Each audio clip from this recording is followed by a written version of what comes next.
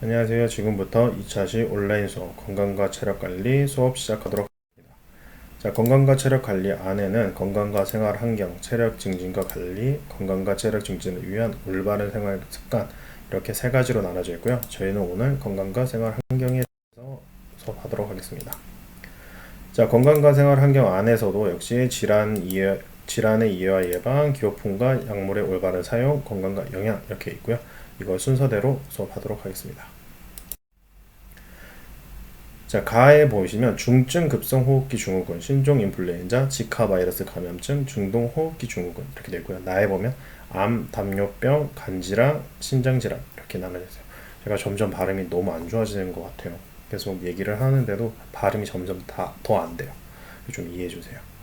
자, 간은 감염성을 가진 병원체에 의해서 전파되는 질병이고, 나는 가족력이나 생활습관 등에 의해서 생기는 질병이에요.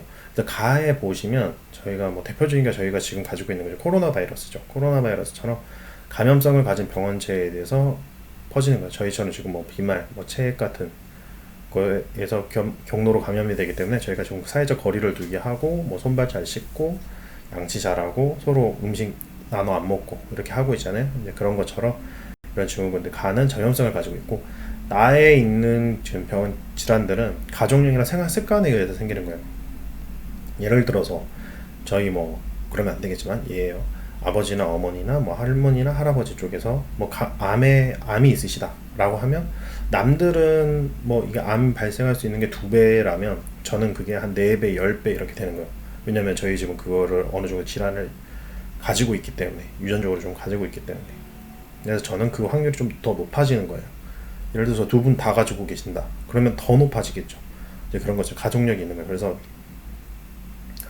이제 참고로 설명을 하면, 특히 이제 대표적인 탈모 같은 경우, 제 아버지가 좀 머리숱이 좀 없다. 그러면 저도 대머리가 될 수도 있어요. 근데 이제 탈모는 또 한 대를 걸러서 오기도 해요. 뭐 할아버지, 우리 아버지는 뭐 머리숱 되게 많고 우리 엄마도 머리숱 되게 많은데 나는 그럼 대머리 안 되겠네? 이렇게 하지만 얘기죠. 한 대 걸러서 와요. 그러면 또 할아버지 쪽이 대머리시다. 그러면은 저한테 올 수도 있어요. 혹은 할아버지도 괜찮고 할머니도 괜찮고 아버지 어머니도 머리숱이 풍성하세요. 근데 나한테부터 시작이 될 수도 있어요. 저희 생활 환경 습관에 의해서.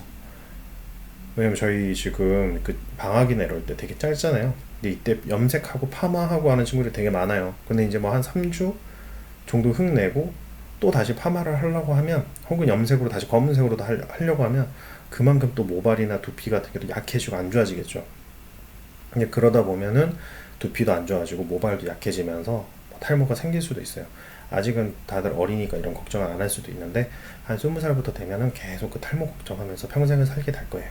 그러니까 지금부터 관리 잘 하셔야 되고, 모발이 한번 상하면 그건 나중에 삭발해야 돼요. 계속 이렇게 상한 게 타고 올라와서 자꾸 잘라내고 해도 계속 이게 타고 올라와요. 그래서 완전히 짧게 잘라버리지 않는 한.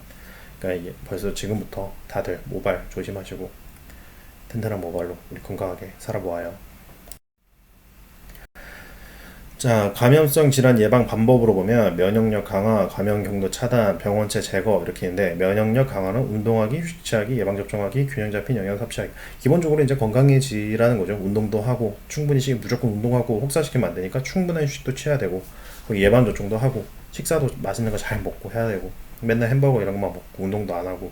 그래서 꼭 전체적으로 운동을 잘 해주고 잘 쉬고 예방 접종도 잘하고 식사 잘해서 면역력을 강화하는 게 중요하고요. 감염 경로 차단으로 보면 양치질 잘하기, 손 씻기, 마스크 착용하기, 물품 살균하기 이렇게 되는데, 물품 살균하기는 실질적으로 뭐 매번 하면서 살기가 힘들어요. 저도 물품 살균을 특별하게 그렇게 많이 해본 경험은 없는 것 같아요. 뭐 가다가 뭐 안경점에 갔을 때 그 안경 세척하는 정도, 아니면은 그 접시 세척기 뭐 이런 것도 잘 쓰지도 않지만 뭐 이 정도 본 것 같아요. 아니면 스타일러 같은 거 사용하는, 근데 뭐 없는 경우도 되게 많을 거고, 뭐 드라이클리닝, 뭐 세탁소 맡기거나. 하지만 우리가 일반적으로 매번 소독약 가지고 다니면서 저희 물품들을 소독하고 다니진 않잖아요. 그래서 이왕이면 그렇게 에탄올 같은 걸로 소독을 해주면 좋다는 거고요.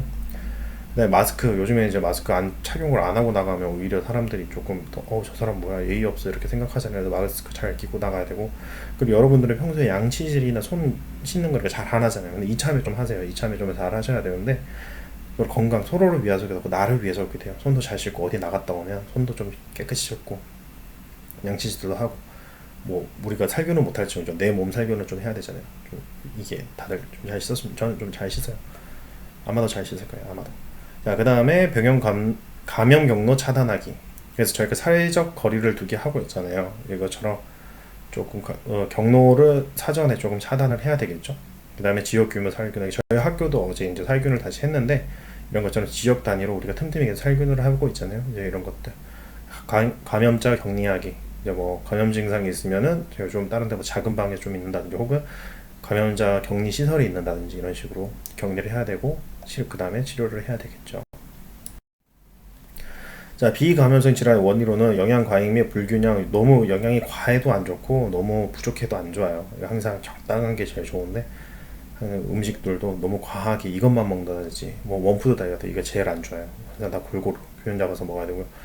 그 다음에 스트레스 과다. 스트레스는 안 받을 수가 없죠. 특히 여러분 나이대가 제일 또 많은 스트레스, 뭐 학업이라든지 숙제, 뭐 엄마 아빠의 잔소리, 눈치, 뭐 친구들과 카톡도 하고 싶은데, 뭐 유튜브도 보고 싶은데, 뭐 음식은 뭐 먹고 싶은데, 뭐 이런 것들이 많죠. 숙제는 오늘 안 하고 싶은데, 난 미래에서 뭘 해야 되지, 내 남자친구는 어디에 있을까, 살아 있을까, 뭐 궁금하기도 하고, 이런 스트레스들이 되게 많잖아요.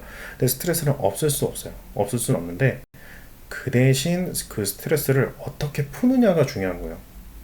근데 다들 푸는 방법은 모르고 스트레스 받기만 해. 근데 그게 자꾸 억눌려요. 그러니까 더 스트레스 받고 신경질적으로 되고 짜증만 들고, 그러다 보면은 또 뭐, 그러면 안 되지만 극단적인 선택도 하기도 하고 그래요. 그래서 우울증 걸리기도 하고.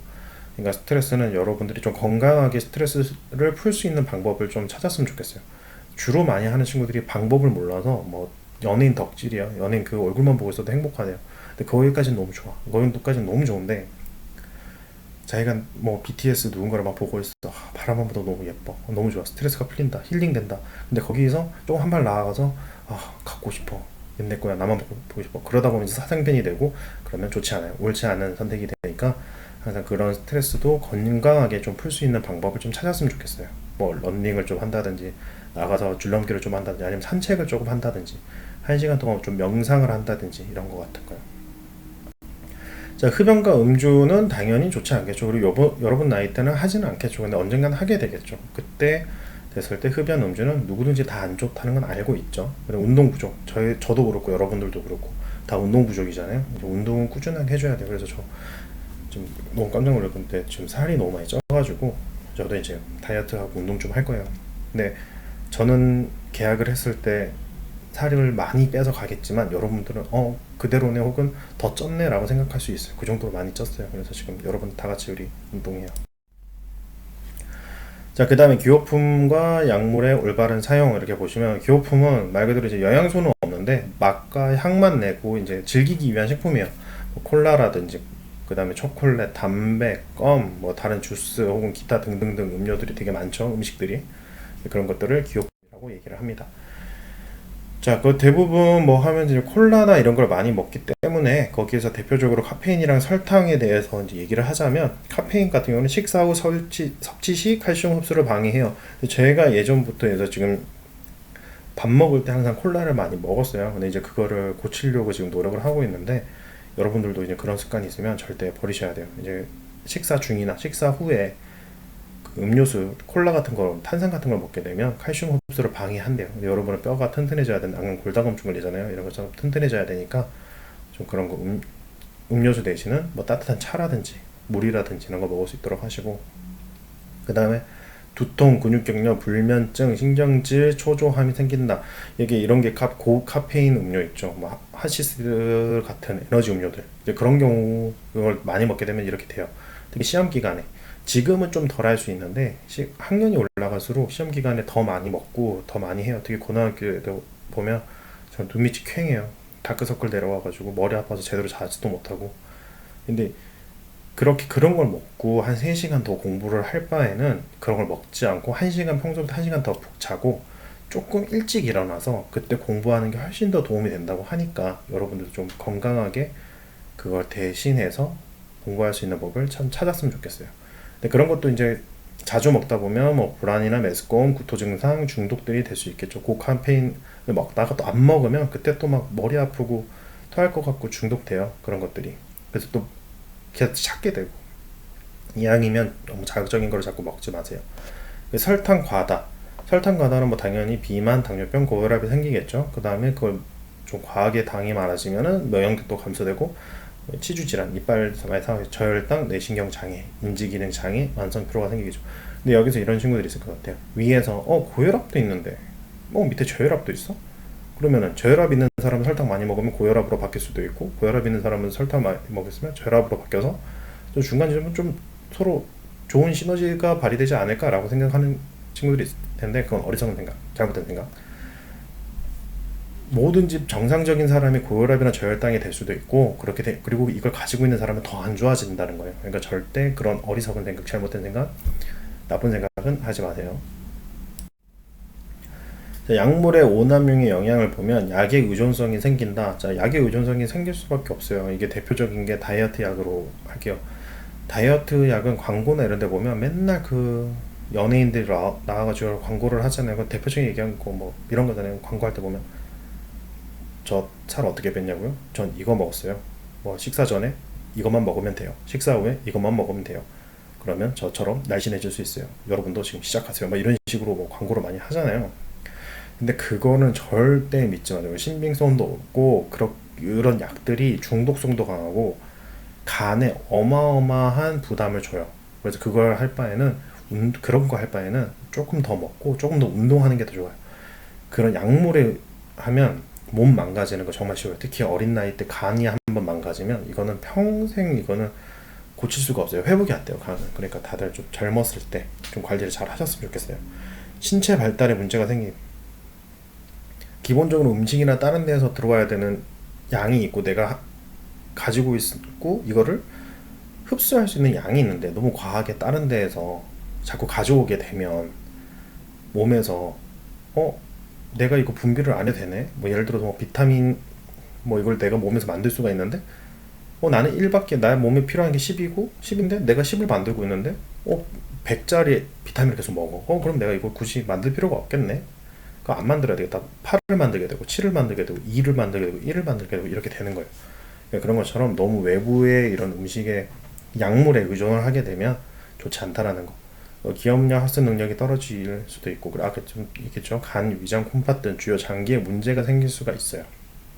그 다음에 각종 범죄와 비행의 원인이 될 수 있어요. 여기서 약물 이렇게 되는데 뭐 이제 좀 마약류라든지 그런 거 있을 수 있죠. 특히 유학을 생각이 있거나 갈 친구들, 아직 어리니까 그럴 수 않겠지만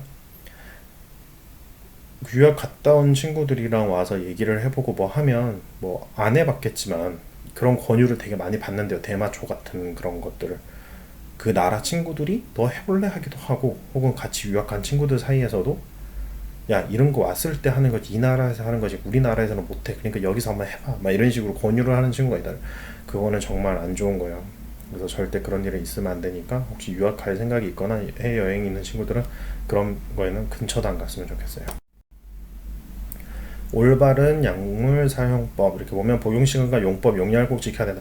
제가 일주일 약을 처방을 받았는데 어차피 일주일 먹을 거 한 번에 다 먹자 이렇게 해가지고 한 번에 그냥 한 끼 먹고 나서 그걸 약을 일주일치를 다 먹으면 안 되겠죠. 왜냐면 내 몸에서 필요로 하는 양이 있고, 혹은 이거를 또 분해하고 흡수할 수 있는 양도 있고, 내 몸이 버틸 수 있는 양이라는 게 있는데 그 정량을 초과하게 되면 몸에 좀 이상이 오겠죠. 그래서 복용시간이나 용법, 그 다음에 용량은 꼭 지켜서 먹어야 돼요.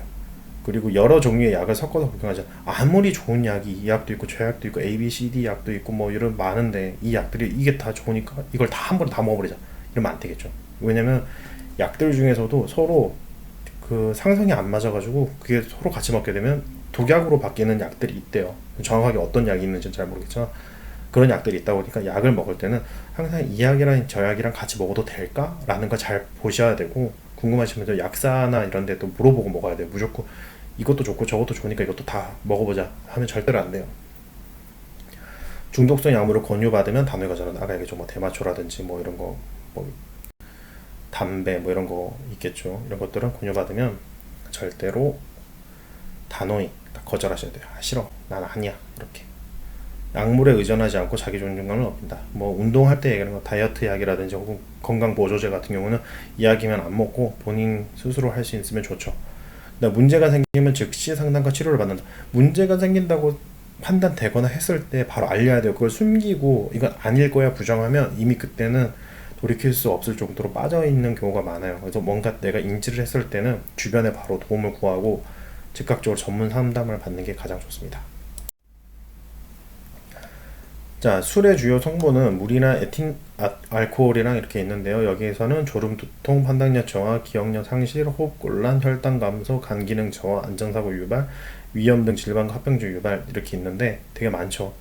근데 술은 아마 여러분들이 제일 궁금해하기도 하고 그 다음에 성인이 됐을 때 빨리 제일 먼저 먹어보고 싶은 거라고 생각할 수가 있어요. 근데 이제 술은 이왕이면 이제 성인이 돼서 먹는 게 이왕이면 아니고 성인이 돼서 먹는 게 당연하죠. 당연하고 여러분 나이 때는 술을 먹으면 안 되지만 혹시라도 접할 기회가 있을 수도 있어요. 뭐 친구 집에 놀러 갔다든지 뭐 여행을 갔다든지 하는데 누군가를 가져왔다든지 그럴 경우 술을 여러분들은 아직 몸에서 받아들일지도 못하지만 그걸 받아들였을 때 좋지 않은 잘못해서 판단력 저하가 있잖아요. 잘못해서 잘못된 행동을 하게 돼서 사고가 일으킬 수가 있어요. 술은 판단력을 흐리게 해요. 용기를 주는 게 아니고 판단력을 흐리게 돼요. 그래서 술을 먹고 보면은 갑자기 쓸데없는 여러분 여유, 뭐 용기가 생긴 것 같고 세상에 뭐 불만을 다 토해낼 수 있을 것 같아서 남을 폭행한다든지 지나가는 차를 뭐 부순다든지 차도를 뛰어든다든지 갑자기 뭐 노상방뇨도 하기도 하고 뭐 그러잖아요. 길거리에서 뭐 굴러다니기도 하고 그렇게 하는데 뭐 TV나 이런 데 많이 나오잖아요. 이거는 용기를 주는 게 아니고 판단력을 저하시키는 거예요. 그리고 이런 것들이 뭐 치매로 이어질 수도 있는 기억 상실 뭐 이런 거 많아지면 치매가 될 수도 있는 거고 간 기능에도 당연히 안 좋고 이런 거니까 술은 어렸을 때 안 먹는 게 좋고 성인이 됐을 때 처음 술은 제 생각이지만 처음 술은 아버지나 어머니와 먹는 게 가장 바람직하다고 생각을 해요.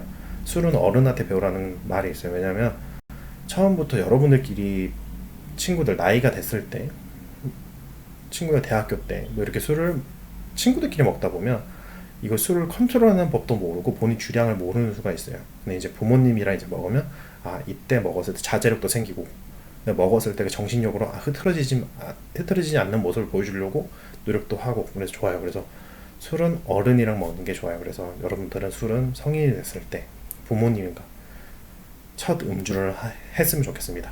그럴 거라고 믿습니다. 자, 흡연은 이제 담배 주요 성분은 니코틴, 타르, 일산화탄소 이렇게 이게 주요 성분이고요. 이거는 피부 건조, 치아 변색, 혀의 염증과 구강암 유발, 혈관 수축, 혈행순환 장애, 호흡 기능 약화 이런 거 기타 등등등등 이렇게 있는데 담배 안 좋은 거는 다들 알고 있죠. 뭐 좋지 않죠. 치아색도 변하게 되고 입 냄새도 나고 좋지 않은데 아마 여러분 주변의 친구들 중에 없을 거라고 생각을 하고 없어야 된다고 생각을 하지만 그런 친구들이 있을 수는 있어요. 근데 이제 여러분들을 정말 친한 친구들이 너무 착한데 담배를 피우는 친구들이 혹시라도 있다면 뭐 그건 어떻게 하겠어요. 여러분이 끊으라고 한다고 해서 못 끊는다고 하면 그래도 조금 거리는 두세요. 근데 이제 그 친구들이 담배를 권유를 한다. 야 너도 한번 펴봐 이런다고 그런 친구들이 있으면 절대로 그런 친구들은 같이 가까이 있으면 안 돼요. 도움 안 되는 친구예요. 그 안 좋은 거를 권유를 한다. 이 친구들은 절대로 나쁜 친구들이에요. 그래서 보면은 아까 얘기한 거에 연장선이지만 뭐 부모님이 담배를 태우실 수도 있어요. 뭐 아버지가 됐든 어머니가 됐든 담배를 태우시는 분이 있을 수도 있는데 자, 직접 흡연보다 간접 흡연은 일산화탄소 8배, 암모니아 73배, 다이메틸 나이트로사민 52배, 메틸 나프탈렌 28배, 아날린 30배, 나프틸 아민 39배. 이게 직접 피는 것보다 간접 흡연이 이게 8배, 뭐 몇십 배를 더 안 좋은 거예요. 그러니까 절대로 담배를 피면 또 안 되지만 피는 사람이 근처에 있으면 안 좋아요. 혹시 부모님들이 이렇게 핀다 그러면 이런 거 이제 표 찍어가지고 아빠 내가 지금 아빠 담배 연기 때문에 내가 이만큼 안 좋아졌어. 그러니까 집에 왔을 때는 오기 한 30분 전까지는 금연을 해줬으면 좋겠어. 뭐 끊으면 제일 좋지만 못 끊겠다면 그렇게 해줬으면 좋겠어. 이렇게 해줬으면 이렇게 딱 말할 수 있으면 좋죠. 근데 여러분 여기서 얘기하다가 이런 생각을 갖는 친구들이 있을 수도 있어요. 직접 흡연보다 간접 흡연이 더 안 좋아? 그러면 간접 흡연을 할 바에는 내가 담배를 펴야 되겠다. 이 생각인데 그건 정말 어리석은 생각, 나쁜 생각, 좋지 않은 생각, 하면 안 되는 생각이죠. 그러니까 절대로 하면 안 돼요. 그거는 담배를 계속 피게 되면 우리는 한 번 맡아서 이 정도 안 좋아지긴 하겠지만 이거를 계속 흡연을 한다고 집중적으로 폐해서 흡연을 한다고 생각해보세요. 절대로 안 좋아요. 중독이 되게 심해서 호기심에 처음에 시작을 하게 되겠지만 이 호기심으로 시작한 게 평생 가요. 아, 나는 피고 난 끊을 수 있는데? 난 끊을 건데? 이렇게 되겠죠. 이건 끊는 게 아니고 담배는 평생 참는 거예요. 나중에 됐을 때 뭐 힘든 일이 있거나 무슨 상황이 되면 또 담배가 피고 싶고 생각이 나요. 근데 아예 모르는 친구들은 내가 힘들거나 뭐 있을 때 담배 피우고 싶은 생각이 안 들어요. 근데 이상하게 꼭 힘들거나 기분 좋거나 뭐 그럴 경우에는 담배가 피고 싶어요. 그런 것처럼 담배는 애초부터 배우지 않는 게 가장 좋습니다. 그리고 제일 친한 친구들이나 아까 얘기했던 것처럼 담배를 태우는 친구들이 있다면 그 친구들을 우리가 바꿀 수는 없겠지만 그게 훨씬 더 왜 안 좋다고 얘기를 하냐면 여러분은 미성년자이기 때문에 당연히 담배나 음주를 하면 안 되지만 몸이 세포를 만들어 나가고 있는 과정이잖아요. 근데 그게 담배나 술로 인해서 얘네들이 오염이 돼버렸어요. 근데 우리는 건강하고 세포를 새로 만들어 나가고 건강한 세포들이기 때문에 안 좋은 것도 되게 강하게 건강하게 자라버려요. 안 좋게 건강하게 자라버려요. 그러니까 여러분이 신체적으로 성장을 다 했을 때, 정신적으로 성장을 했을 때, 성인이 됐을 때 담배나 음주를 시작해라 라고 얘기를 하는 것도 몸에 영향이 훨씬 더 안 좋기 때문이에요. 20살 때 피는 것보다 조금이라도 한 살이라도 어렸을 때 피는 게 몸에 더 안 좋아요. 그러니까 이왕이면 안 피는 게 제일 좋고 혹시라도 피게 되더라도 이왕이면 20대 한 초반을 넘기고 나서 조금 뭐 배워보는 거는 어쩔 수 없다고 생각은 해요. 자, 건강과 영양 이렇게 뭐 6대 영양소 있는데 탄수화물, 단백질, 지방, 무기질, 비타민, 물 이렇게 있는데 이 중에서는 뭐 하나도 빠지면 안 됩니다. 저희 몸에는 항상 이게 있어야 되고 뭐 탄수화물 먹으면 살찌니까 안 먹어. 나 지방도 뭐 살찌니까 안 먹어. 단백질만 먹어야지. 뭐 이렇게 생각하는 건데 저희는 다 필요해요. 탄수화물 같은 경우는 내 에너지를 주기 때문에 꼭 필요한 영양소고 단백질은 뭐 근육 형성하는 데 좋고 지방 같은 경우는 저희가 활동하는 데 에너지를 사용해요. 저희 몸에서 에너지를 쓰기 위해서 사용하는 것 중에 가장 싸구려 에너지가 지방이에요. 그래서 걷는 거, 그 다음에 뭐 공부하고 오래 앉아있고 이럴 때 지방 같은 거, 머리에서 야 단백질이나 탄수화물은 너무 고급 휘발유니까 제일 싼 휘발유 써. 이거는 뭐 가성비 좋게 가자. 이럴 때 쓰는 게 지방이에요. 그래서 지방도 저희 몸에 꼭 필요하고 무기질은 미네랄이에요. 치아, 뼈, 그 다음에 뭐 근육도 형성하고 뼈도 만들고 장기 이런 것도 만들고 하는 거고 비타민 뭐 물은 뭐 말할 것도 없고 당연히 이제 필요한 우리 성장 과정에서 필요하고 삶에서 필요한 거겠죠. 자, 여기서 오늘 좀 말이 길어졌는데요. 최대한 짧게 하려고 말을 되게 빨리 하고 했는데도 시간이 벌써 22분 이렇게 들어갔네요. 전달사항은 앞과 똑같습니다. 혹시라도 연습하게 된다면 외부 연습은 지양해 주시기 바라고 가정 내에서 하시고 혹시 밖에 나갈 때는 마스크나 세정제 꼭 착용할 수 있도록 하시고 질문은 여기 메일로 보내주시면 되겠습니다. 그리고 추후에 변경되는 일정은 다시 온라인 수업을 통해서 전달하도록 하겠습니다. 그리고 오늘 연습은 오늘의 운동까지도 하셔야 되는데 오늘의 운동 같은 경우는 오늘은 스쿼트 준비했어요. 집에서 가볍게 그냥 혹시라도 손발 체조하고 스쿼트도 해보고 하라고 했으니까 좀 한 12분 정도 영상이 정리운동, 스쿼트, 준비운동, 스쿼트, 정리운동 이렇게 한 12분 정도예요. 근데 설명 이런 거 빼면 실질적으로는 한 3분, 5분이면 될 만한 양이니까 조금 지루하고 힘들더라도 끝까지 보고 따라 해볼 수 있도록 하세요.